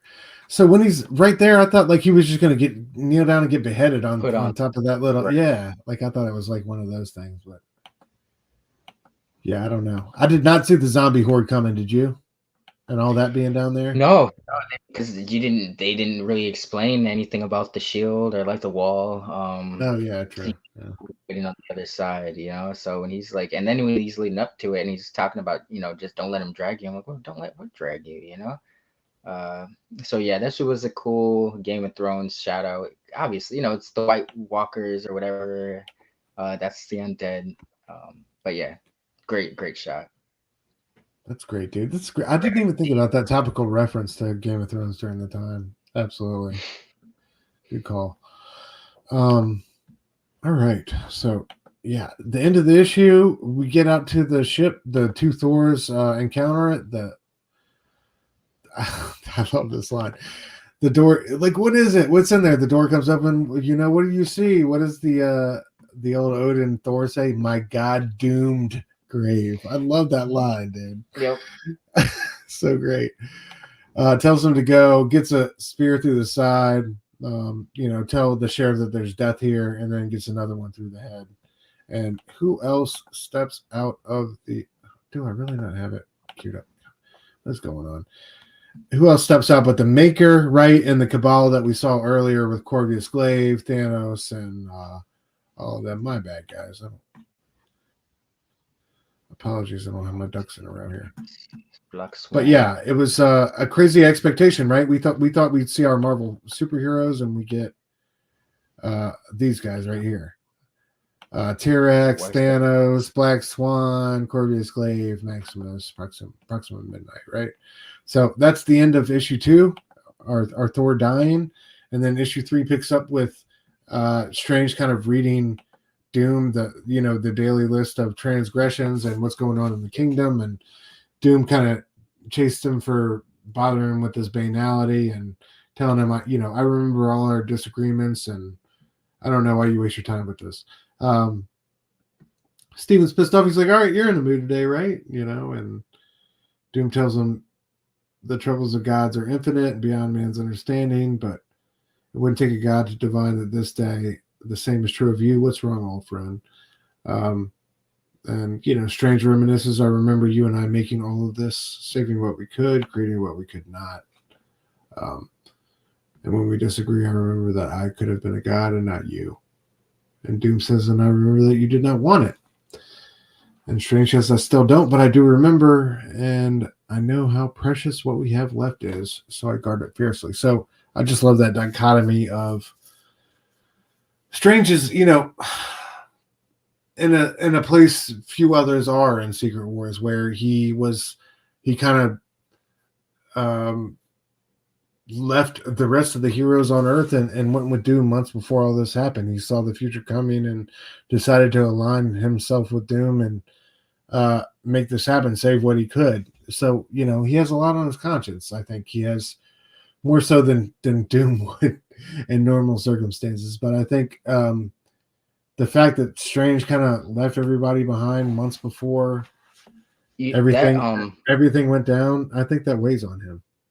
That fucked me up when I read that, because I remember reading, like, thinking, like, we're seeing an alternate Doctor Doom, or not Doctor Doom, but Doctor Strange, because he was so dark leading up to this, and I was like, oh, this must be we're seeing an alternate Doctor Strange and how he's trying to save his galaxy or his universe and things he's doing.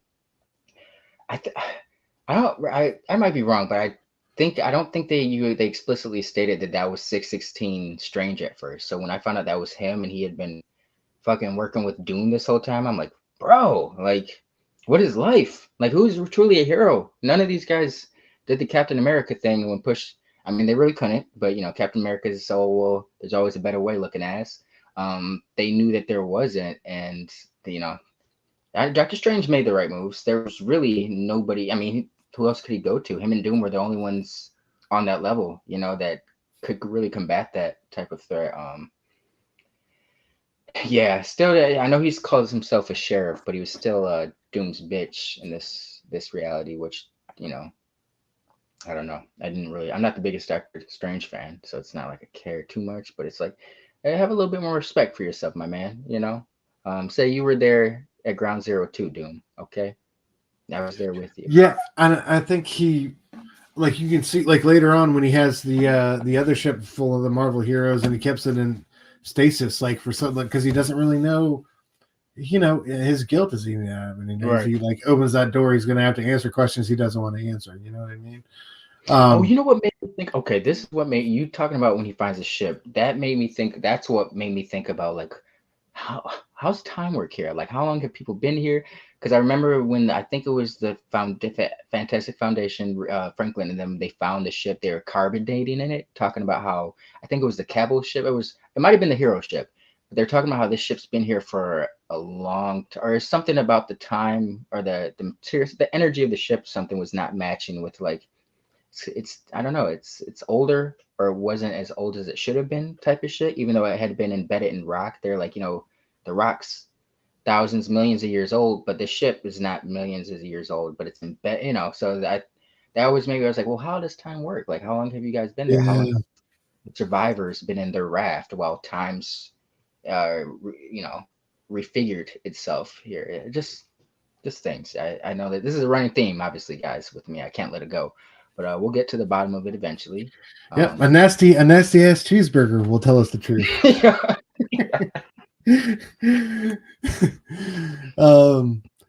Anyway, Strange out to investigate the ship with the Thors after our boy, his eldest Thor,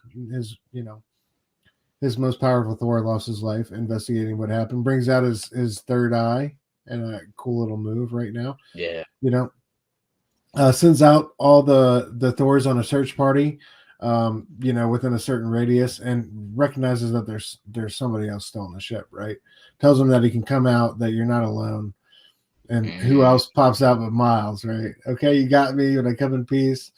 And they're asking him, you know, what's going on. He says, I have no idea what's happened. Last thing I remember was sneaking on. You've been in the, you know, Strange asked him, you've been on here the other time, the entire time. He says, who were the others on there on the ship? And he says, I don't know who it was, but these guys, they're bad guys because who else dresses that way, right? I love the Spider-Man humor, regardless. They're doing the giant dome. Besides, like another world had appeared in the sky, and the dome opened, and you know, Strange is starting to put it together, and he's like, "You telling me you remember?" Again with the emotive phases, man, killing it. So yeah, this is like the first crack in the I would say in Battleworld and the status quo of Battleworld, right? Strange's doubt and probably you know, regrets start to really weigh on him when he finds out there's other people who remember, and I don't know, there's hope really. Here we get kind of Sue without the memory, talking about the sheriff and Strange, and that she feels like, that he's a bore, and that she should concern himself with the kingdoms or you, but not her. And I don't know, Doom, like, they're talking about oh wait, I won't get too ahead of myself, but it's just very all curious how she's kind of like in a forgetful slash amnesiac state, and she doesn't really know, how she got here, or what's going on. I just thought that was curious. Yeah, that well, okay, that probably did answer my question. Then obviously he's messed with certain individuals' memories. Um, but yeah, then I was like, what, why do you got a girl? I don't know. Maybe he always had a thing for Sue, but it's like, what if the Johnny he turned into the sun? What if he did nothing to Doom from his universe? What if this was maybe I don't know. But I just, these questions I ponder, they need to be answered. What if the Thing didn't do anything to one that turned into a goddamn wall? What if he didn't do anything to him? What if they were Doom loyalists or supporters from their universe, but he's holding on to a grudge from his universe's respective Thing and Human Torch? But we never find these answers. True. I don't know, like, so many like unanswered questions, but then there's so many like cool parts of this story, like this little bit here where she's talking about like the man in the sun, the king, and they were singing a song about the man in the sun. Like there's already mythologies to this world that he's created, you know what I mean, and doubts about like the divine providence of it all. Or I love that that line at the beginning when Strange is dealing with Sinister and Braddock, and Courtney's like, my word here is law, unless of course divine providence decides to step in and do something about it. Like, I love that's how he calls Doom. Great and visual though. I thought that was dope. Hell yeah, absolutely, yeah. So Johnny Storm's basically the sun, right? And this is like one of those conspiracy theories. Do you ever notice how the sun orbits around our world and not vice versa? Like, I don't know. Yeah, but as punishment, Susan's punishment, you chose to lift him up and bring light to what was a too dark, self-illuminated world. So now he is the sun. So, and what did they do before that? We'll get to Ben Grimm. Yeah, I wonder what, he defied us. I guess he just didn't want to get down with the crown. I don't know what that means. That's how I'm so good. Like, so what was the source of light before Johnny Storm was turned into the sun? Even though he defied, that was his punishment, essentially. What did they do for a source of light before that? What did I feel like there's kind of just like this, this like glow? Soft glow, like about everything. You know what I mean? Just like the mist, like that scene where he pulls Thanos' spine out and there's that mist on the ground. I feel like it's that type of deal. Yeah. Anyway, the conversation between I love this conversation between Stu and Doom, telling him that he's changed for the better, and that Doom is the truth is always the sharpest blade, it cuts the deepest, and she really believes that he's somebody different, and that and he tells her that I've told you my secrets. You know that I was not always a god. I believed in the rightness of me.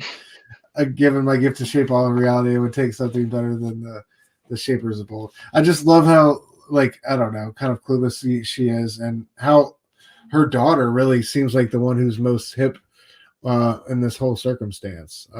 Of course, Val is, yeah.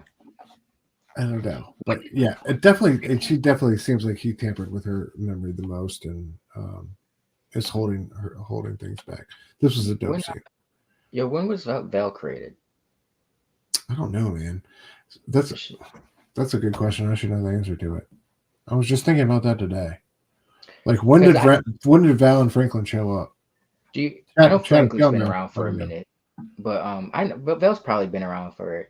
But it's like, maybe it's just because my ignorance and I'm not too familiar with Fantastic Four. But it's like, if you know who Layla Miller is, when Hickman started using Val, I always got like Layla Miller vibes. Like, I'm Layla Miller, I know stuff. Val just knows shit. She's always just one leg up over everybody else.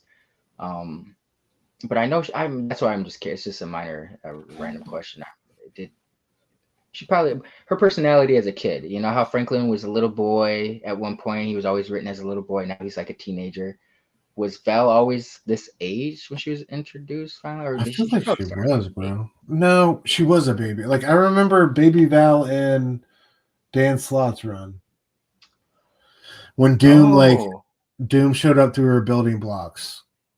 I remember. Wow. He did some magic sorcery and showed up in her building blocks and sent her a message. So who did the art for Dan Slott? Was that all? That was all red, right? Or am I thinking of it? No, that was Mad Fractions. I think that was Mad Fractions. Yes. No, it was, man, who was it? Oh, they did Silver Surfer. I want to say it was Bagley or somebody. Fraction did Fantastic Four with Bagley too. Hold on, man. I don't know. It's right there. Like I can see the art right in front of my face. You know what I mean? And it's. Yeah, that's. Was it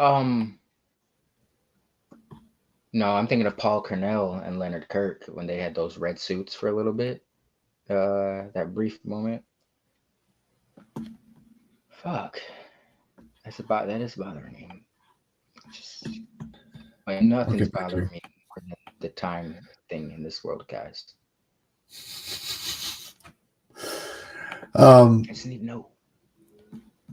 Yeah. Did you like Dan Slott's? Did you read any of that? The Fantastic Four run he did? I didn't read his FF run. So he had a FF run before. Scarra Pichelli was on Volume 1. Hold on. So Val was a baby in the Pichelli run? In the first volume? I don't know if she was a baby or it was like an issue that I'm thinking about that was a flashback, but I remember an issue where Val had her building blocks, and I remember she spelled it like Doom or something with the building blocks, and Doom like showed up and communicated with her through her building blocks or something like that. Oh, I know what you're talking about.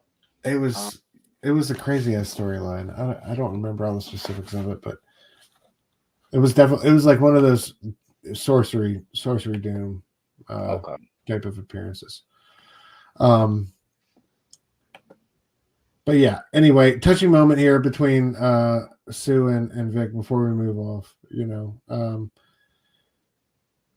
She tells him, you couldn't be more wrong. You shouldn't remove yourself. You should meet the people in the streets. They understand your perceived power. Show them your real strength. Take off your mask. Dude, look at that image.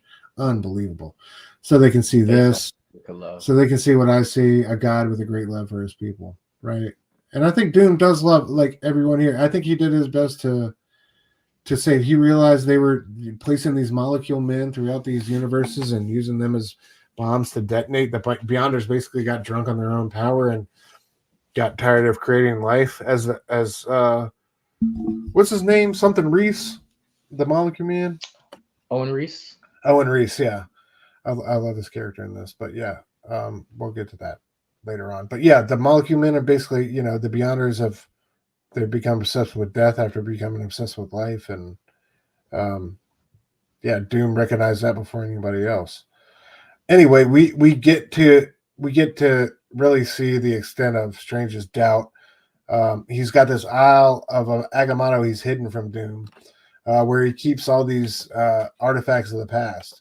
One of which being this ship, which finally opens up, and it's got these Marvel heroes in it. We got Peter Parker, Thor, Captain Marvel, Star Lord, and we learn of Strange's doubt, right? And that he's kept these people in stasis. Scott, Phoenix Force Scott, gets off this motherfucker. Like everybody's on this thing, man. And Namor's helping Reed, who's despondent after having lost his family off, right? And once again, those emotions. Yeah, I love this. T'Challa's, still despondent. We lost people, and Reed can't stop thinking about how he could have saved people, and all that, and Strange has got to explain it to him. You've been in stasis for 8 years, bro. Everything died, but in that moment of death, God made a new world. This one, he constructed out of the remnants of incursion points between collapsing worlds. So some of what we would call our Earth remains, most does not. You should know that. However, no one remembers this world's before, only this one. So, man, so 8 years is how long Battleworld essentially has been. Yeah. Okay. And they've been trapped in stasis. And didn't they say that the Cabal ship? Well, no, he found them first. So I got questions about the Cabal. Like, did they? Yeah, I'm curious on that time frame too. Because they were taking off through the atmosphere. You know what I mean? Like, yeah. At the end of that last New Avengers. So 8 years. Now, when did Hickman start his tenure at Marvel? Was it 2008, 9? I think it was 2009 with Secret Warriors. So I was thinking, no, it's not 8 years, but that would have been crazy. It would have been like that to the date or something like that. 8 years, 3 months, and 21 days. What? That's the exact date he started writing Mortal Kombat. Damn, he's a genius. He saw it coming this whole time. Seriously, Nostradamus out here. Of course, Reed asked the question everybody knows already. Who's the guy you're talking about? Doom. It's Doom, Reed. Victor saved us all. Look at everybody's shock, man. Reed's face. And then T'Challa's not with the boat. Of course, T'Challa's like the quickest one to call him on his boat. Hey, Steve, how long ago did you find us, bro? You know what I mean? Wow. And then Reed can't believe it. Victor Von Doom is a god and rules over everything in this world. And you had to weigh that against other considerations. And then I love this line from Strange. It's easy to explain, Reed. He's very good at playing God. Say less. Yeah, man. The end of the issue here with 3 is Thanos, the rest of the Cabal, kind of on the run and stopping to camp out for the night. As they do, they're descended on by a corps of Thors, and that's where we'll start off our. Hold on, let me get it up. Our last issue of the night here, but yeah. Any thoughts? Any thoughts before we get to this last issue, bro? No, I guess I clearly should have brushed up on this. I just have been talking this based off of memory, because that 8 years was that timeline. But then, okay, so I mean, I guess we figured it out. Obviously, they've been there for Battleworld was a thing for 8 years, and with the conversation with Sue, we can see that clearly some people's memories have been messed with. I guess it's safe to say everybody's memory has been messed with except for him and Strange and the people on the rafts. Okay. All right. It's been a process this whole. Yeah, I don't know. It's like you have to wonder how he saved some of these people too. Did he save them by like actually saving them, or did he like recreate them from memory and like are these like some image? You know what I mean? And it's like especially how this thing resolves itself with Franklin basically imagining Franklin and Reed imagining new universes and that becoming like the Creating rebirth of multiverse. everything. So it's like it makes you wonder like what these characters' versions are, like what iterations of these characters some And then are. it's like, did he save like actual whole universes? Like, not just planet Earths. Did he save an entire universe? So it's like there's alternate cosmic entities going on that one gets. There's a lot. We start asking too many questions, we unravel time. So, um, yeah. Christina in the house. Christina, I saw last night on Paul in the 619 station. Christina, thank you for coming through. I'm sorry, I'm so bad on the chat, guys. I'm terrible. God, I need to get better. He says, I can imagine Doom holding multiversal grudges. Yep. One version of you didn't say bless you when Doom sings Amen, Very brother. true. Amen. That's a great call. Paco Medina for the most part. This last round was fun. Okay. So Paco Medina, good call. He did the Star-Lord with Sam Humphries, which we brought up. I like Norris Run for the most part. I think North could have used a better artist, but I don't know. I understand the complaints. Yeah, a kid and Wade and Ringo's around. I think that's the one I'm thinking of. I think that's the one I'm thinking of. Okay, so that had to be like the early 2000s. Yeah, she was a baby on that run. Yeah, that's what I'm. Thank you, Sal. Appreciate you, bro. Yeah, I should find that issue because it's pretty crazy. But yeah, definitely a baby in that. So yeah, early 2000s. I guess was Wade the creator then? I think he is. I would say that's a safe bet. Yeah, man. Yeah. I remember that. I don't have too many issues of his run. I just remember he's on. But I have an issue from like 2004, 2003. Chris Claremont and Salvador LaRocca. Wow. They created Val? Yeah. Yo, so that's what Google. Or that's what Google tells me. That's fucking nuts, man. Right? Damn. Yeah, Fantastic Four number 15 from March 99. I don't have them anymore, but I remember there was like an issue where there was like some Kree shit going on, like the 7 or 8 around there. I had like some of those issues. But yeah, never been too big. Dude, that's so crazy. Everybody hates on that Claremont run, but look at that. Isn't that wild? Yeah, that's wow. Claremont. So, man. And then Franklin was Stan Lee and Kirby. So Franklin's been around for forever. Yeah. So Val is the only recent addition. That's wow. Wow. I knew Frank had been around for a minute. I didn't know he was Fantastic Four annual number 6 from 68. So he's an OG. And I guess that the Franklin Richards Kang, all that stuff probably didn't that all like it wouldn't there's Franklin Richards mixed up in the Kang genealogy as well or something like that. Or is that Nathaniel? I forget which Richard that is. Yeah, Nathaniel. But I mean they get that. Well, Nathaniel's his dad, right? Reed's dad. Yeah. So, but yeah, actually he would have bloodline ties to all of them. I was always confused by that too. Like Kang is a descendant of the Richards bloodline, so essentially he's like a long lost cousin of Reed. Yes, yeah, it's weird. Like the Richards bloodline is so crazy, bro. It's like incestual and all over the place. Game of Thrones. Yeah, facts. Lannisters. He says apparently Reed and Stu got right to baby making when they got back from the Heroes Reborn universe. Right? Yo, we just almost lost everything. It's time to Let's go for broke. Yeah. That's crazy. Shout out Chris Claremont, man. Damn, that's awesome. Yeah. Yeah, I gotta thank him for Valeria. If I ever see him again in person, that's awesome. All right. Let's get to our last issue of the night before we get out of here. Number 4. Not quite halfway through, but almost halfway through, as we have 9 issues in this one. They were gonna have 8 originally, but pushed for 9 when they saw what they had. We get a little bit more explanation of what happened in the past, and world building as well with Battleworld in this one. Stephen telling Doom he was right. No one could stop the perfect annihilation plan that the Beyonders have put into motion, but we could stop them, so we did. We killed them and took their power for ourselves.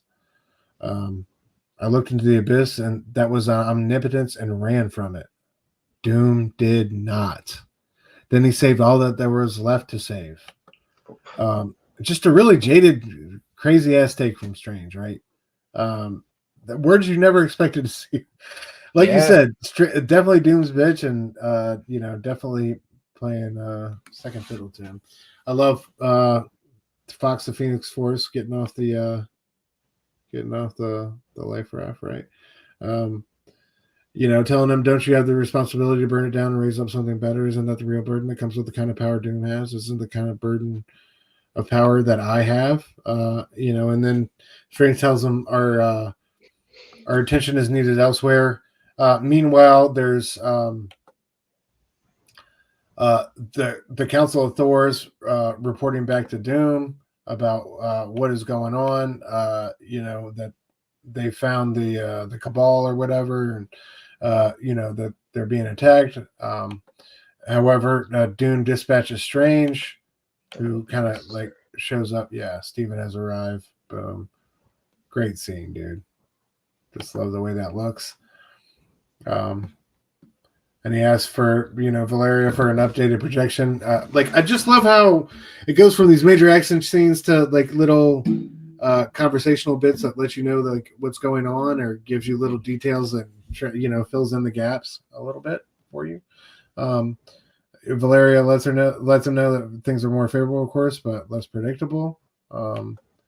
There's a lot of variables going on, and that the one of them is that Reed Richards has showed up, bro. Reed Richards is back in the picture, man. So definitely the odds are not as good as you want them to be. It probably doesn't feel good that Sue's looking on him and saying there's something different about him, something special. That probably doesn't feel great. You know what I mean? Yeah, I think. Yeah, indeed, there is. I spent years looking at every corner of every kingdom for some version of you, and now here you are, brought before me. I've been looking for you, bitch. Doom says, summon the surgeons, tell them to be prepared for the wounded. I will return shortly. Another look at that piece of art, man. Absolutely fantastic. As Doom touches down, calls out for Richards. Woo-wee! I just love the foreshadowing. Obviously, this is going to be our final showdown once we get to our last issue. But yeah, a little preview of it here. He calls himself a miracle worker here, but here you are, so you must be as well. We built a ship. All we could save was ourselves, but I can't help but notice you decided to put yourself on the throne. I love Spidey. Yeah, we're all absolutely shocked by that. Just floored. I didn't see that coming. Yeah, so a little bit of shit talking back and forth. Thanos, have you had my doubts? If one plays at being a god, one would not shy away from saying it. And Doom's like, I am God, right? And then boom. Lets him have it. Freaking badass, man. I understand this must be confusing for all of you, but take heart. For while I am mighty, I am also merciful. I will give you a moment to readjust your old ways of thinking. Then you will bend your knee and bow your head at my feet. Believe in me, for this world is mine. I love it, man. Then the Phoenix shows up, blasts him. It looks like Doom's melted or whatever. Then he comes out of it, picks him. Just so gangster right here. Picks him up by his throat. And then you see Steven doing something as he's got the Phoenix by his throat. The future, Doom says to Phoenix, that future you speak of is a dream, boy, and the dream is over. Cracks his neck. Just as he does that, Strange pulls another one of his super omnipotent moves and sends everybody to the wind. Where did you send them, Steven? I scattered them to the wind. Why? Because we both know what was about to happen. He was about to kill everybody there, right? And he couldn't allow that. And Doom can't stand this. He's just finally found Richard. Richard's back in the picture. Things are unstable. Sue's talking about there's something special about him, right? But Strange is like, those people are from the old world, and I have lived a lifetime with some of them. We did great things together. and and Doom's like, have you and I not done great things together, old friend? And he's like, of course we have, but I won't have anything to do with this. I'm not gonna sit by and watch you murder everybody. Um, Even with all this power, you're still afraid of him. He says about Richards, you know what, old friend? I think you should be. And then, dude, of course, Doom can't handle that and just freaking turns him to ash, man.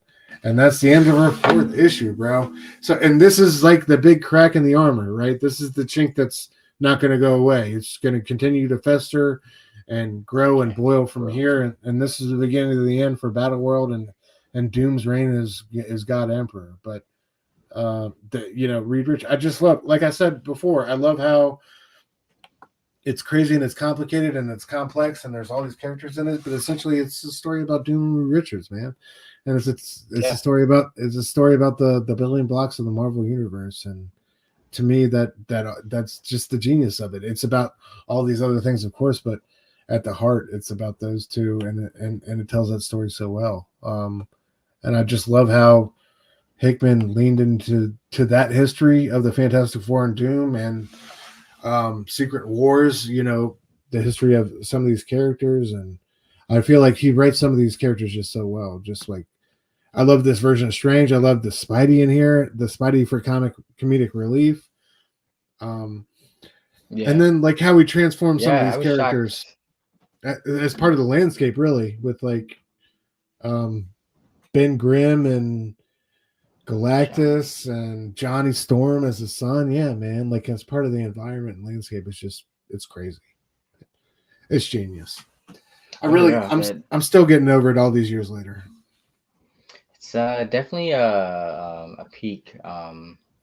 Hopefully they get back to that, man. I don't hate their miniseries as of late, but I just find them a lot of them unnecessary. Like we've said this, many people have said this. Like they don't feel worthy. Like they could just be arcs in books, instead of being billed as miniseries.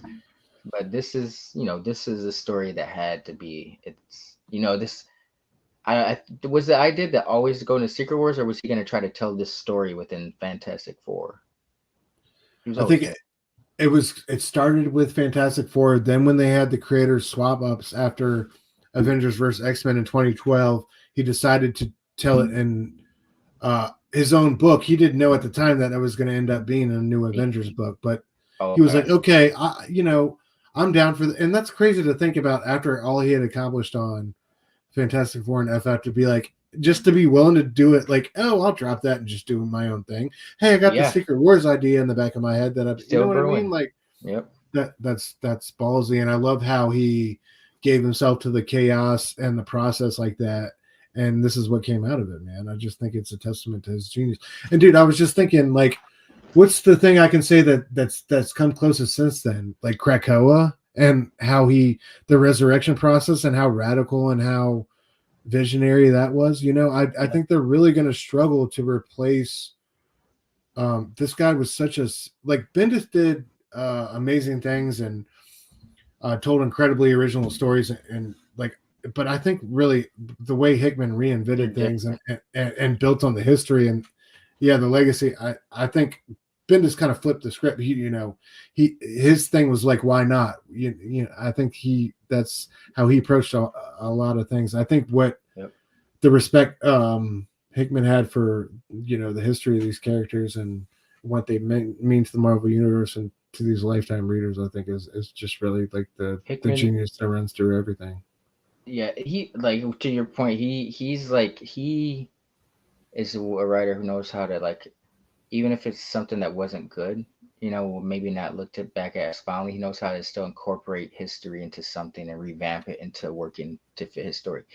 Bendis, as great as he is, love Bendis, but Bendis is kind of like continuity, so there's a few times where even in his own stuff, he was kind of, I mean, writers do it consciously, I guess, but it would, like, certain things would kind of contrast or conflict with each other, with like, but you established in your other story that this is not, and Bendis, he's not he kind of just like you said, why not, let's just go for it, we'll tell the story we want to tell, and he, to his success, it mostly works.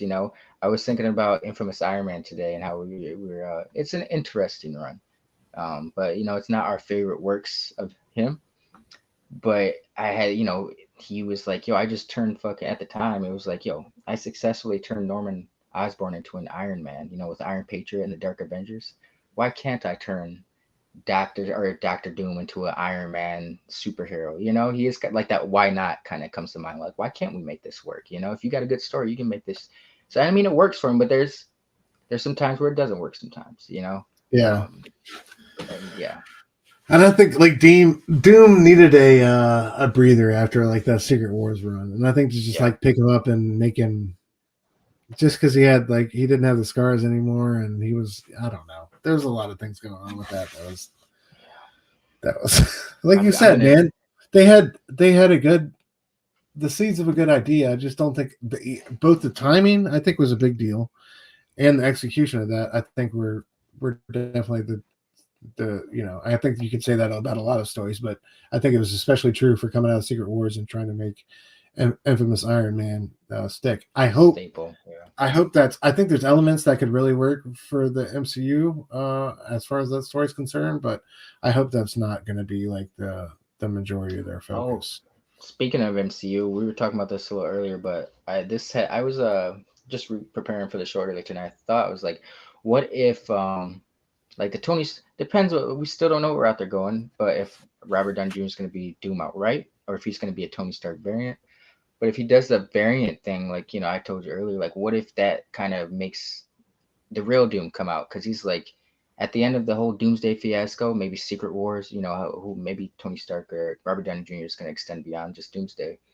But at the end of his character arc, of course they put a stop to him, whatever. And you see like this, it's like an after credit scene, one of those mid credit scenes where it's kind of like you see someone sitting in a chair and they're kind of watching the events of the Robert Downey Jr.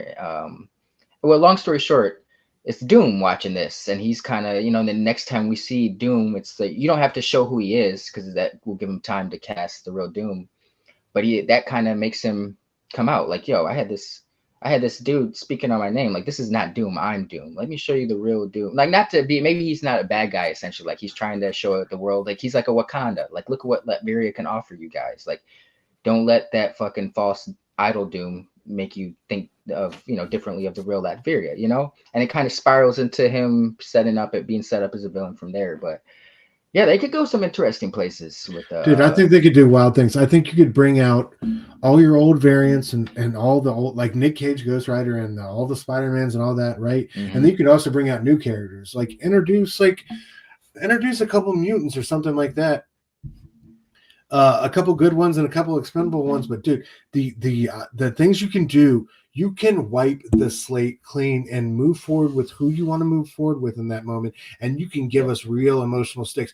You can have Downey Jr. trying to be that Doom, trying to save everything, and then, like you said, the real Doom comes in and is like saves what he can, and that's what we move forward with in the MCU.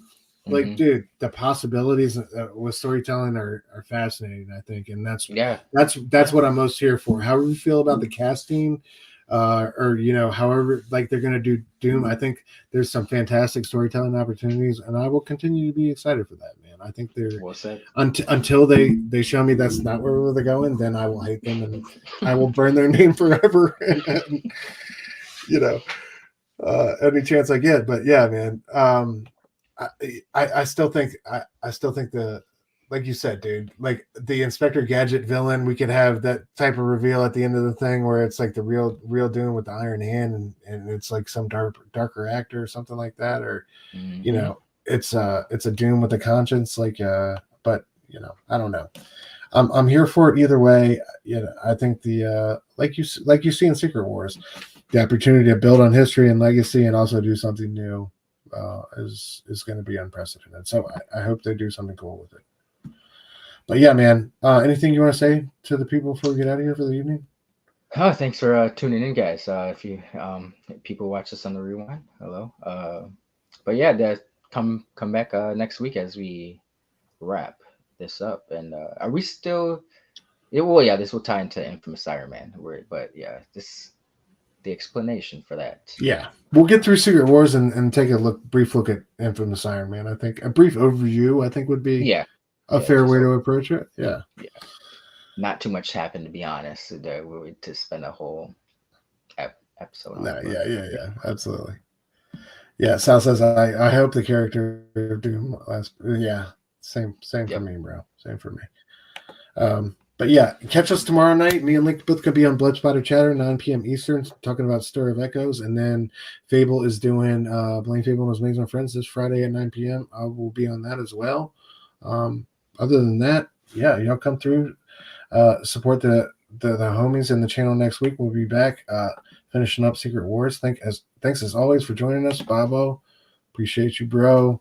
Sal, Christina, Verno, Pedro, Fable, all the beautiful people showing up tonight, man. Love y'all. Thank y'all for coming through. Until next week, we'll see y'all. Station, be easy.